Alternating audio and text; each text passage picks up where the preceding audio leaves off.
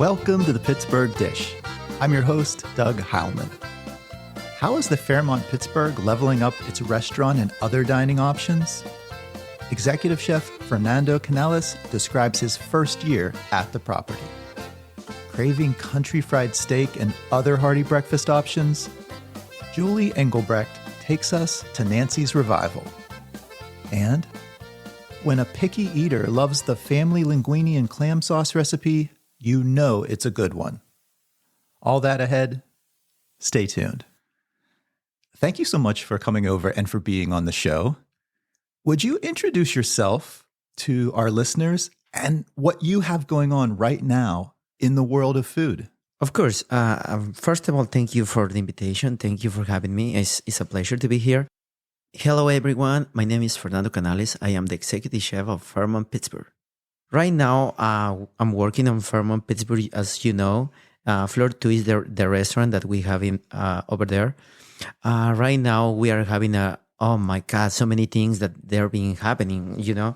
I mean, I just start this year actually in Fairmont, January. So I have around 10 months. Yes, just earlier this year. Exactly, yeah. But something that you need to know is it's not my first time working for Fairmont. Right. It's my second time. My first time it was in Mexico, 6-7 years ago. Oh, wow. So yeah, it was in Fairmont, Mayacoba.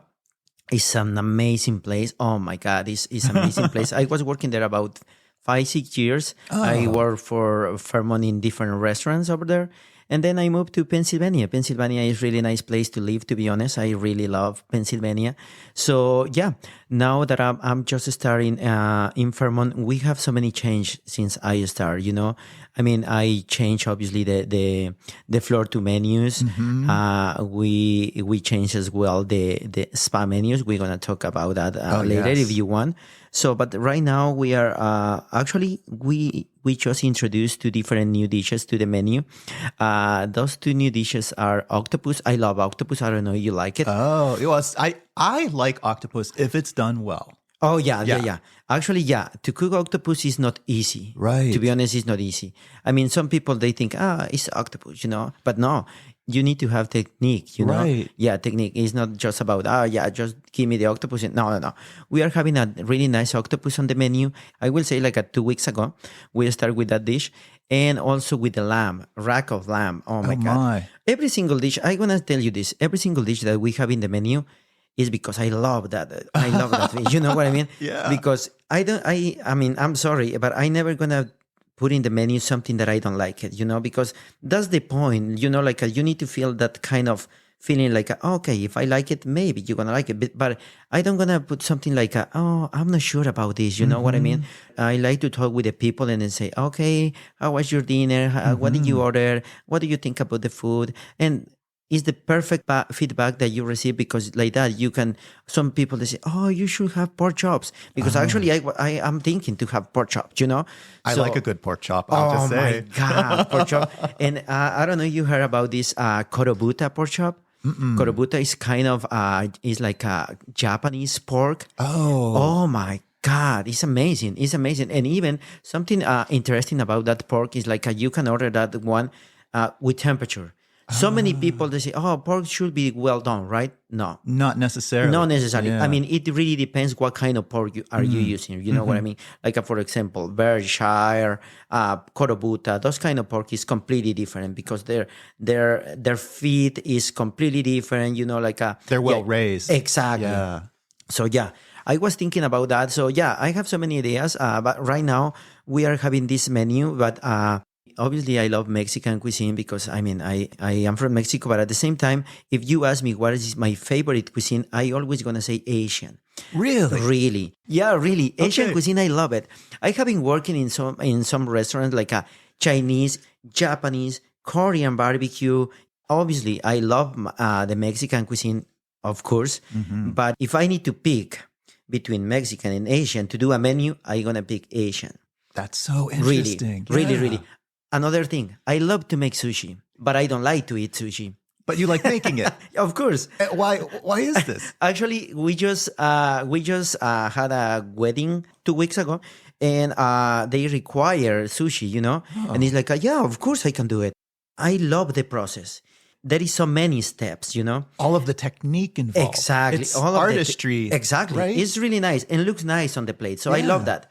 But if you invite me to eat sushi, I'm going to say, oh, I have things to do, you know?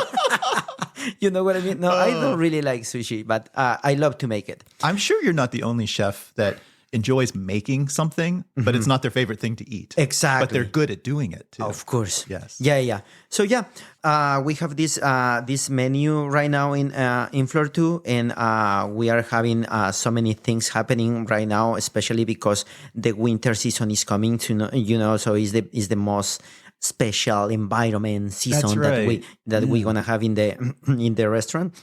So in the hotel as well. And chef, are you in charge of not only floor 2, but there's a spa menu, right? Of course. And then what about like all of the other events? Do you play a hand in like weddings and things like that? Yeah. Oh my gosh. We have this spa menu, and I really want to talk about that because not so many people knows about that. And we have this spa menu that I just created like a couple months ago. But this spa menu, I have more healthy options, you know. Okay. For example, I have one pasta that is 100% vegan, 100% dairy, 100% gluten-free, plant-based fettuccine is the name of that dish. Yeah. So it's a pasta made with spinach. So this plant-based fettuccine, we use marinara sauce, homemade. We made also meatballs, vegan meatballs. Oh. So, oh my God, really good. And also we have I like this kind of concept like a bento box. Oh yes, a bento box. Exactly. Yeah. We have bento boxes on the spa. We have salmon. We have pita pocket. Pita pocket with like a chickpeas like a salad. chickpea salad. Exactly. Yeah. It's really good as well. So, and do you know something else? We have pizza in the spa. I would not guess pizza would be on the spa menu. This pizza is cauliflower pizza crust. Oh, so yes. it's 100% gluten-free. So sometimes, obviously, when you go to the spa, you don't want to order pizza. It's like, okay, I want a salad, you know, something like that. But we have this pizza that, oh my God, is really good. It's crunchy, it's crispy, and we use this kind of fresh mozzarella and tomato sauce, homemade tomato sauce, and cherry tomatoes is really good one as well. And so just to back up for a moment, this is a brand new menu. If I'm going to floor 2, I'm not seeing this menu because this is exclusive to the spa. Exactly. If I'm having a treatment or a day of it, I'm going to see this special menu that I can choose these items from. Exactly. Love that. Yeah. We have fresh juices every day. For one of them, I want to tell you this. This is a green juice. We use spirulina. I don't know if you heard about that. Spirulina. Is that seaweed? Exactly. Okay. It's a healthy seaweed because it has a lot of benefits. Yeah. It's healthy, but at the same time, you have something else, you know. Yeah, it's good, that one as well. I love it. So Fernando, tell us about maybe 1 or 2 more dishes that you've just put on the menu at floor 2. Of course. I really want to talk about this. Actually, this dish is one of the best sellers on the menu. Okay. And it's filet mignon with mole. Do you know mole? This is a funny story. I have made mole from scratch once. Oh, really? And it took like 3 hours. So I don't know if I'll ever do it again. But I'm sure you are making it from scratch. Of course. It's very complex. Yeah. Oh my God. I mean, if for you take you 3 hours, for me take me like around 5 and 6 hours. Really. Wow. Really. Yeah. You need to know this. In Mexico, we have different kind of mole, not just one. Right. You know? Right. We have black mole, yellow, brown, different kind of moles. Okay. So, but one of the main ingredients on the mole that I'm using right now is animal crackers. What? Really? Oh, does it thicken it or give it a flavor? It helps for the thickness and as well the flavor. Okay. The flavor is really good. Did you taste it? I have not tasted the mole that you're serving up. I've had the one that I made, had a little chocolate in it. Okay. Many peppers like pasilla and guajillo. Yeah, of course. Our mole we have that we have in the menu, it has around 28 to 30 ingredients. My goodness. Really. Yeah. We use different kind of dry cheeses, as you said. We use these animal crackers that is the most important thing in my mole. Important thing. Really, trust me. Because actually, if you taste those animal crackers before, try to taste it deep fry. Deep fry the animal crackers in your pan. Leave it in the plate like 2 minutes. Yes. And then it's gonna be really crispy, and the flavor is completely different.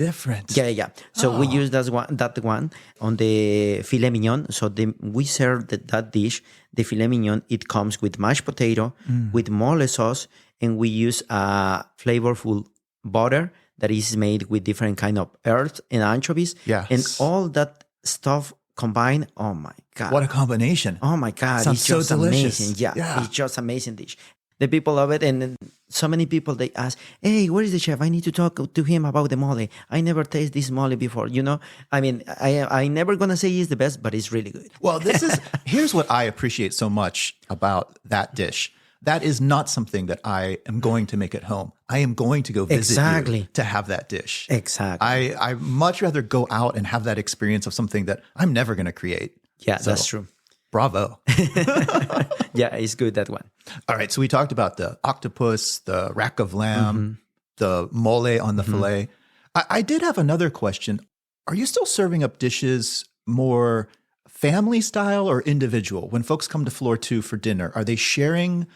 I recall there used to be a whole chicken on the menu. I don't know if you're still doing that. Exactly. Actually, our menu is, I will say, is a combination of both. For example, if you order, we have halibut on the menu. Okay, halibut, yeah. The halibut is a small portion. It's just for you, obviously. But we have this part of the menu that says to share. So we have this whole chicken. Oh, actually, you need to know something else about this. I think in every single dish, I have something to say. I love for example, this. In this whole chicken, it comes from a farm close to here. The name of the farm is Footprints Farm. Footprints Farm. Yeah, you know that farm? Actually, it's other amazing. Guests have talked about Footprints really? on our show. Yeah. Oh, yeah. So, we have a rotisserie in the kitchen. So we use that rotisserie for the chicken about 2 hours. Oh my! To get that crispy skin, you know. But slow roasted, delicious, very juicy inside. Because we brine the chicken one day before. It's really important that step. So, and we serve that chicken with mashed potato and some broccolini and chicken stew. Obviously, it's really good, that one. And as well, if you are going just yourself or with your partner and you said, oh, I think it's too much, one chicken, we serve half as well. Oh, you will? Yeah, of course. That's good to know. Of course. Okay. Yeah, we serve half as well. So it's good. It's good. And the people love that one as well. Well, actually, it's one of my dinners sometimes. Oh, yes. Okay. Well, you sparked a couple of thoughts that I wanted to chime in about. Number one, the kitchen is beautiful. And I love that you can actually look in and see what's happening on Floor 2, as well as the bar. Just gorgeous. But the other thing that you sparked was talking about Footprints Farm. I wanted to know, are there some other local farms or purveyors that you're working with? Yeah, actually, we have this on the menu. We have charcuterie board, because it's important to have charcuterie board for the bar and for the restaurant, because some people, they just come to have a drink, charcuterie board is perfect. Everyone loves charcuterie boards. Exactly. Everybody loves charcuterie board, so that's why we have that charcuterie board on the menu. And all the cheeses that we are using for that charcuterie board, they're coming from a local region. Oh, that's perfect. Yep. Hello, this is Chef Fernando Canales from Fairmont Pittsburgh, and you are listening to the Pittsburgh Dish. So, Chef, you alluded to this earlier, that you moved to Pittsburgh recently. You're liking the area, your family's here. But I would like to know a little bit more about you, and where did you grow up? Okay, I am from Mexico, like I told you before. Yes. So I started working over there I study over there in Puebla. I don't know if you heard about the city of Puebla. It's really close to Mexico City. So I started to work over there after finish my bachelor degree. And then I moved to Playa del Carmen. Oh. Playa del Carmen is an amazing city. It's like a tourist city, Yes. It's close to Cancun. So many people, they know about Cancun, but not some of them, they know about Playa del Carmen, It's a little less discovered, but probably better. Oh my God. Yeah. I was about to tell you this.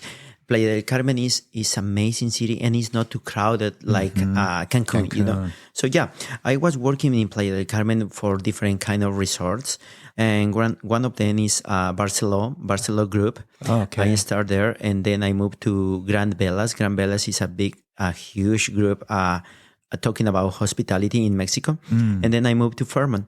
I worked for them around, like I told you, 5-6 years, something like that. And then I decided to move to Pennsylvania.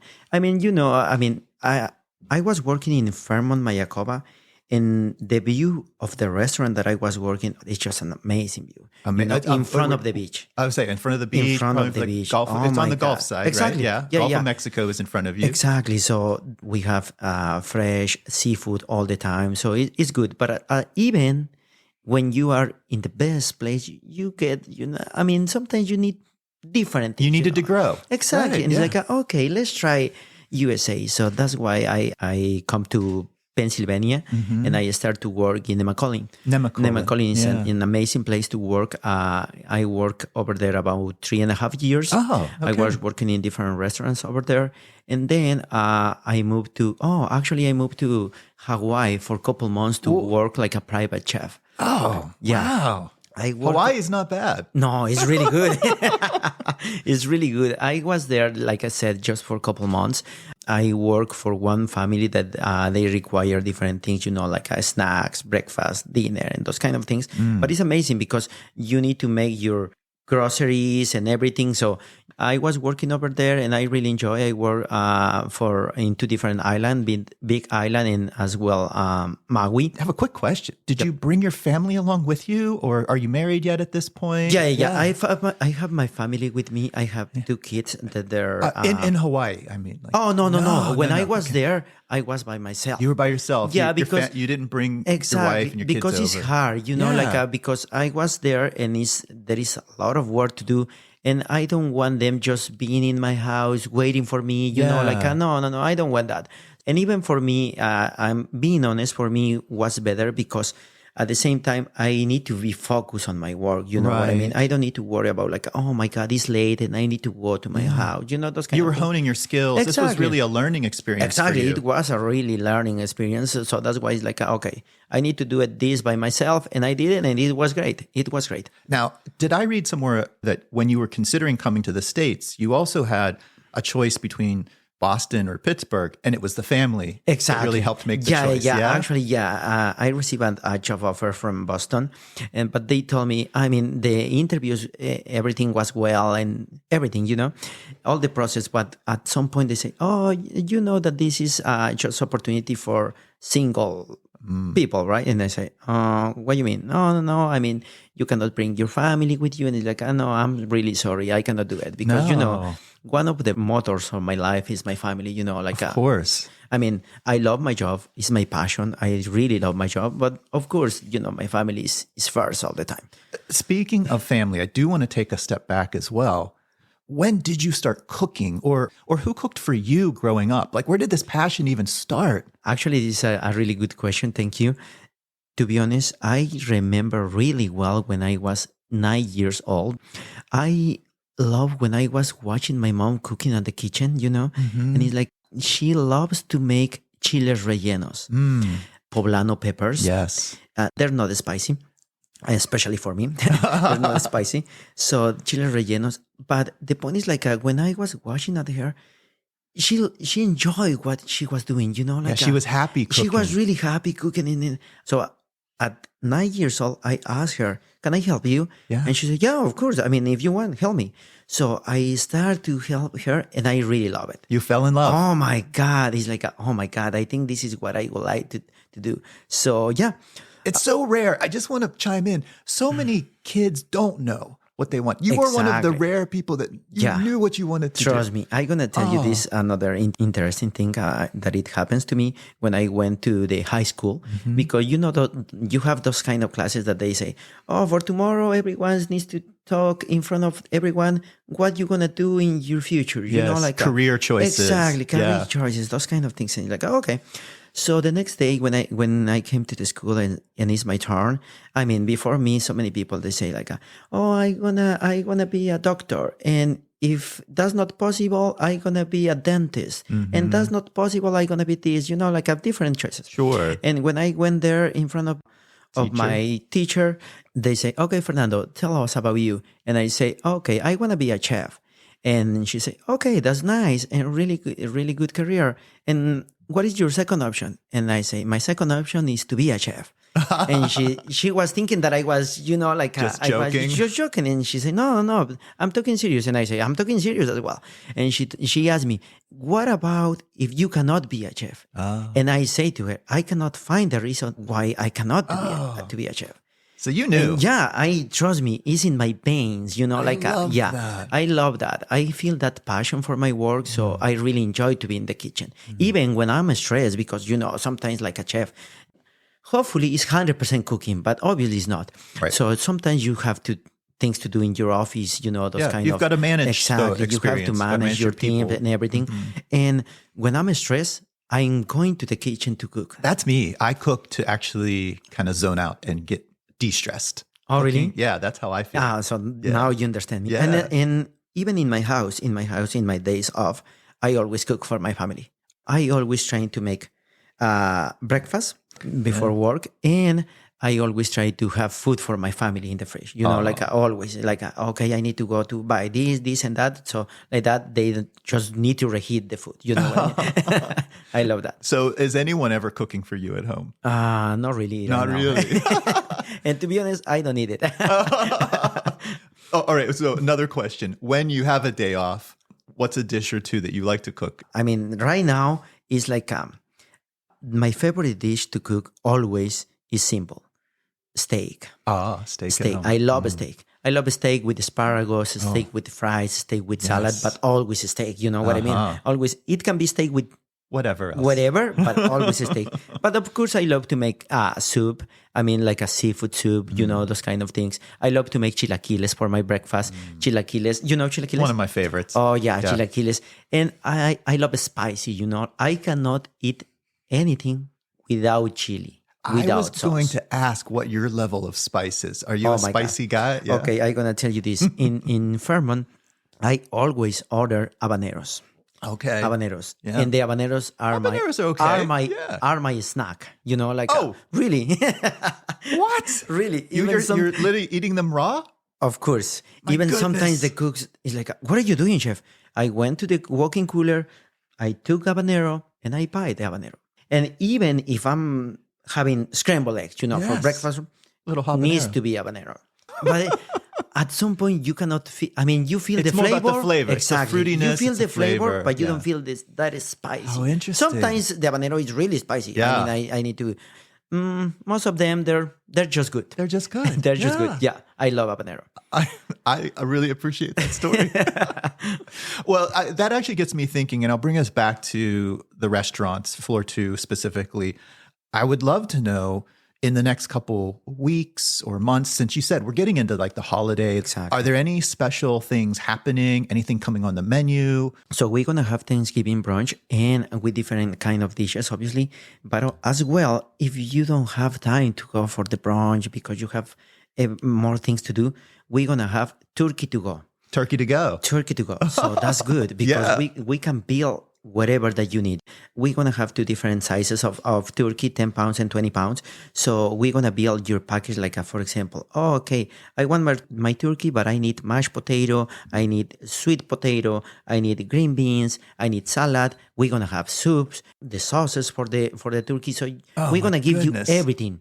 Perfect. Everything set just for you to go to your house and enjoy. So you can customize this. Exactly. You could just get the turkey, Of course. or you could add these other things on Exactly. too. Yeah, you can customize whatever that you want. That's something that we're gonna have on Fairmont. And as well, on Saturday 23, we're gonna have the Light Up Night. Oh, this is Light Up Night in November downtown. Exactly. Yeah.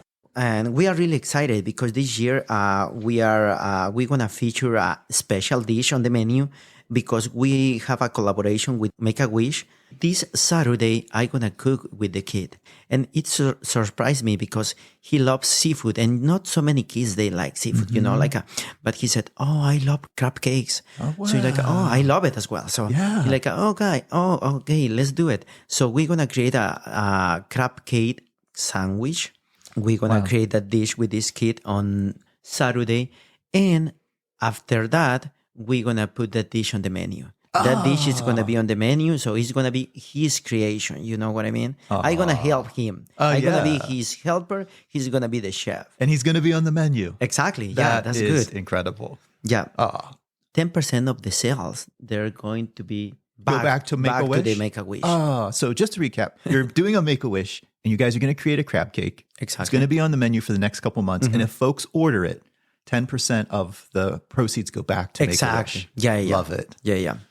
So another thing that I would like to mention for this oncoming season is like we're going to have a brunch as well. We're going to have on Thanksgiving brunch, but as well for Christmas. On December 22nd, we're going to have a brunch with Santa Claus. So we're going to have obviously we're going to have a different kind of dishes, more like a breakfast and lunch, you know, like you can find if you want eggs, you can have eggs. But if you want maybe salmon, you can find the salmon. Okay. So yeah, we're going to have that. And as well, we're going to have a cookie table. Cookie table. We love that in Pittsburgh. For the kids, you know, is really important to have the kids happy. And we're going to have as well 2 different cocktail classes. Oh. Yeah, we have a really good bartenders on property, and they're really happy to make those cocktail classes on December as well. You need to visit eventbrite.com. Okay, Eventbrite. All right, gotcha. Yeah, and you can find the schedule for the classes and everything, the prices and everything. So it's going to be really good. And as well, you're going to enjoy your cocktail. And the most important thing, you're going to learn how to do the cocktail. Chef Fernando, you are packing this first year full of stuff. I usually ask if you have any other goals or things you want to achieve coming up. Is there anything we haven't mentioned? Of course. Yeah, of course. I mean, this is just for this year. But of course, the next year, we're going to change the menu again because we always like to renovate. You know, like I don't like to have the menus for 1 year or something like that. No, we always need to create different things. And like I told you at the beginning of this conversation, I like to talk with the guests because sometimes you get the best feedback, you know what I mean? Like, for example, some guests like, oh, I like black cod. So sometimes like, oh, okay, maybe I can create a dish with black cod, you know, like it's really important to listen to the guests. So in order to improve, of course, and in order to get a better options for them. Yeah. So for example, right now we have the brunch on Saturdays and Sundays on floor 2, as you know. So, but we're going to create a different menu for that brunch. Renovate the brunch. Exactly. Reinvigorate the brunch menu. Exactly. Yeah. Because right now it's really good. If, I don't know, you taste before shashuka. Oh, yes. Shashuka. We have shashuka for the weekends. It's amazing one. But I think we need more dishes, you know, to add to the menu. So I want to work on that. I'm going to chime in with my own suggestion. I would love to have a chef's tasting menu, and whether that's like Mexico City or when you go back to all of these things that you love with the Asian cuisine. Like, I think people want to know what you're bringing into the restaurant as well. Exactly. I completely agree with you. And like I said, we're going to have so many things happening next year. So yeah, please. I'll fill out my comment card. Yeah. Is there a cuisine of like Tlaxcala that you can bring in? Actually, the mole is coming from Tlaxcala. Yeah, you know, the mole that we have in the menu, I gonna be 100% honest, is something that I learned from my mom because like when I watching my mom cooking in the kitchen of my house, oh my God, she has so many stuff in the table that is like, what are you doing? You know, like looks like a lab. It's the best though. Yeah, it's what we want, and I think the amazing thing about the Fairmont and Floor 2 is that you're providing this high-end level experience if that's what folks want, but you also are bringing in some of these family influences and some of your own culture. It's also what we love. Yeah. Yep. Perfect. All right, Chef, I am so excited to see these dishes that you're cooking up. But if we have folks listening out there that want to find you and follow you, I know you're active on Instagram. Where can they find you on Instagram? Yeah, of course. Please, if you want to follow my journey and everything that is happening in the restaurant, please follow me on Instagram. Like I am in Instagram, like chef_Fernando_PGH. All right. Chef_Fernando_PGH. Exactly. And if folks want to follow the Fairmont, I believe that one is at Fairmont Pittsburgh. Exactly. All right. Fairmont Pittsburgh. And as well, I think it's important to mention to place the order for your turkey is floor2pgh.com. Floor2pgh.com. All right. Yeah. If they want to get that Thanksgiving meal ordered, I love that. Of course. Okay. All right, Chef, we are coming towards the end of our time today, and I always have a final question. The name of the show is The Pittsburgh Dish. What's one of the best dishes you've eaten this past week? Oh, that's a good question. And look, I went to Miami 3 weeks ago. Okay. Just to have a meeting with one of my brothers, and we went to one restaurant. It's like a kind of Philippine restaurant. Filipino? Exactly, Okay. Filipino restaurant. The best dish that I taste is the bread. The bread. The bread, it comes with smoked miso butter. Smoked miso butter. Oh my God. And I think the bread in Filipino, is it pandesal? Or Yeah. something? Yeah. So when they served the bread at the table, it was just an amazing. Oh my God. And it's bread. It's bread. It's just the bread. best thing. Yeah. But it's really important, because it's the first thing that it comes to the table. Yes. So just imagine how was the experience. Oh Yes. my God. It was good. But if you ask me for the best dish, it was the bread. I think it's the perfect answer. Chef Fernando Canales, thanks so much for being on the Pittsburgh Dish. Thank you so much. Like I said before, thank you so much for having me. It was a pleasure to talk to you. Up next, we're always looking for a good breakfast spot, and sometimes you need to be reminded of some of the longtime favorites. Julie Engelbrecht refreshes our memory. Hey everybody, we're back again with our friend Julie Engelbrecht of Girl Eats Berg. Julie, I was wondering this week, do you have a favorite breakfast or like daytime spot that you love to go to? Maybe something that more people should know about? Yes, definitely. I would say Nancy's Revival. Oh yeah, over in Wilkinsburg. Yes. I think I just heard they celebrated being in business for 50 years. So they've got something going right over there. Yes, absolutely. 50 years is a huge accomplishment. Yeah. And do you often go for breakfast or for lunch? Breakfast. What's the breakfast that you love to get there? Country fried steak, and it's smothered in their gravy and side of eggs, everything. So good. Oh my gosh, that sounds so delicious. Is there anything else that you've tried or others have tried when you're with them? Just any of their breakfast items. Everything is so good. I mean, the omelets, breakfast sandwiches. Oh, I love a good breakfast sandwich. Me too. Oh, Another thing I like about Nancy's is they use a lot of local ingredients. Everything from like local farmers. They use Mancini bread, milk from, local farms. So they really keep everything in Pittsburgh. So I really like that. oh, that like holds a special place in my heart as well. Me too. That's Nancy's Revival, and it's over in Wilkinsburg. They're a breakfast and lunchtime spot. They're usually open till about 2 p.m. Yes. Julie, thanks again for being on the Pittsburgh Dish. Thanks for having me, Doug. You can follow Julie Engelbrecht on Instagram at Girl Eats Berg. I recently sat down with business partners Julian Figueretti and Hong Ching Chung as they launch Healthy Heartbeats, a new food product that we'll be talking about on an upcoming episode. Food has played a big role in both of their families, and Julian tells us about the dish that won over his picky eating as a child. Hey everybody, we're back with Julian Figueretti of Healthy Heartbeats. Julian, last time we talked, you were telling me that your family owns an Italian restaurant down in Wheeling. So I was wondering, do you have a family recipe that you could share with us today? Yes.